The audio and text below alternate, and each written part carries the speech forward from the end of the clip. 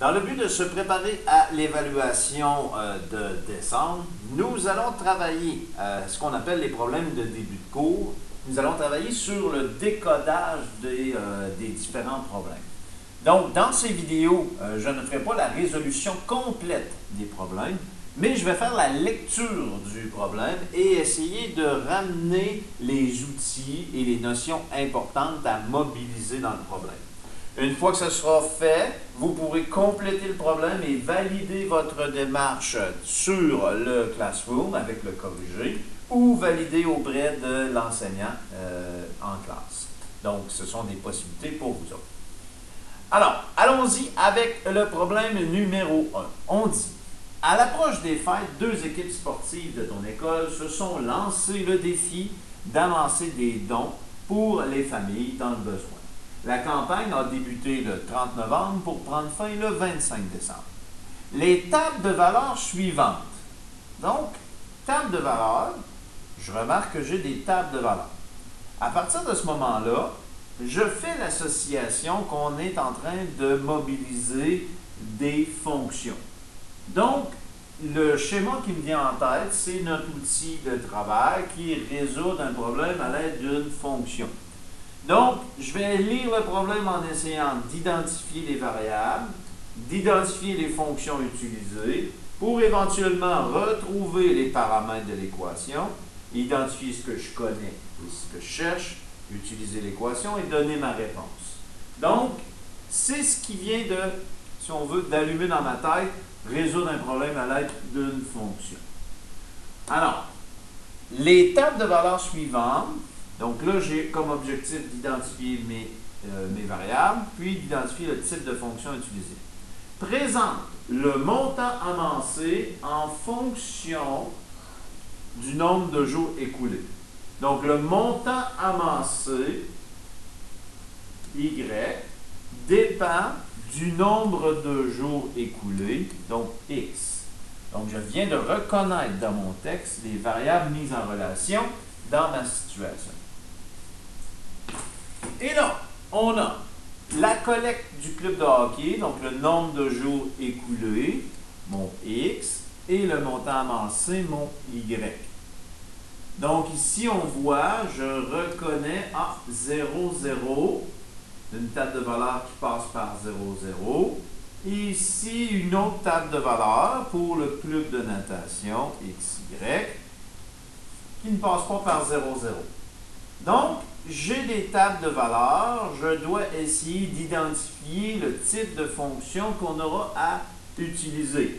Donc, j'ai identifié mes variables, je dois maintenant essayer de revoir la fonction à utiliser. Donc, dans mes outils toujours, on a vu que si j'ai une table de valeurs ici, la première question à me poser, est-ce que les taux de variation sont équivalents? Si ce n'est pas le cas, il s'agit d'une courbe. Passe par 0, 0, on l'a vu, ça semble pointer vers la degré 2. Mais il faut quand même que je vérifie si mes taux de variation sont équivalents ou pas. Parce qu'on pourrait avoir une droite qui passe par 0, 0.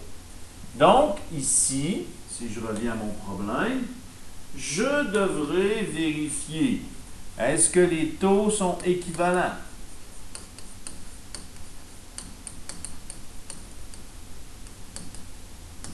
Ici et ici, pour être capable d'identifier quel est le type de fonction.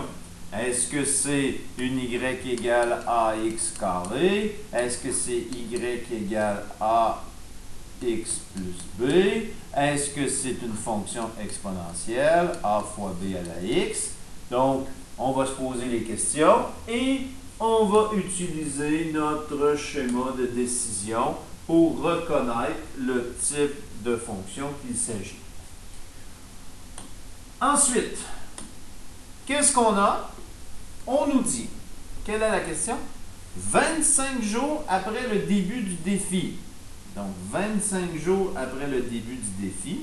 Donc, si x, qui est mon nombre de jours, vaut 25, quelle est la différence entre les sommes amassées par les deux clubs?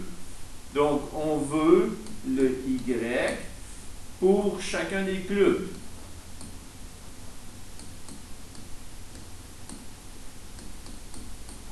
Donc, si je retrouve mon équation, je vais pouvoir l'utiliser pour chacun des clubs et de pouvoir trouver la différence. La différence, ça veut dire soustraire. Donc, soustraire les sommes amassées pour chacun des deux clubs.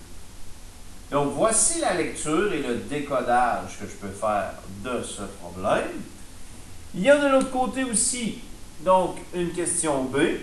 On nous dit, si l'objectif de chaque club était d'amasser 600 $. Donc, dans ce cas-ci, on dit que Y vaut 600. Après combien de jours? Donc, on veut connaître la valeur du X. Chaque équipe aura-t-elle atteint son objectif? Donc, on va vouloir le X pour chacun des deux clubs. Donc, une fois qu'on aura retrouvé l'équation, donc les paramètres de l'équation pour chacun des deux clubs, on a déjà identifié ce qu'on connaît et ce qu'on cherche et on l'utilisera pour chacun des deux clubs. Donc, je vous invite maintenant à compléter le problème, à faire la démarche complète et d'aller valider sur votre Classroom ou auprès de votre enseignant si la démarche que vous avez faite est correcte. Voilà pour le problème numéro 1.